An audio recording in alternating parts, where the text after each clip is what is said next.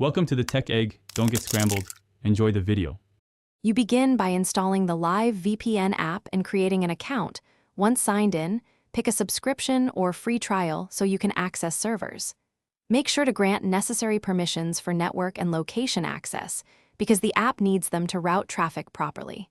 Next, open the server list and select a nearby server for speed or a specific country for content. After selecting, pause to check settings like startup behavior so the app won't wait to run later. Once you've selected a server, choose a protocol, WireGuard for speed, OpenVPN for compatibility, because that affects latency and encryption. Then enable the kill switch so your traffic stops if the VPN drops, and configure split tunneling only for apps you want routed outside the tunnel. After connecting, verify the connection by checking your public IP and running a DNS leak test. If the IP matches the server and DNS requests are private, you're properly routed.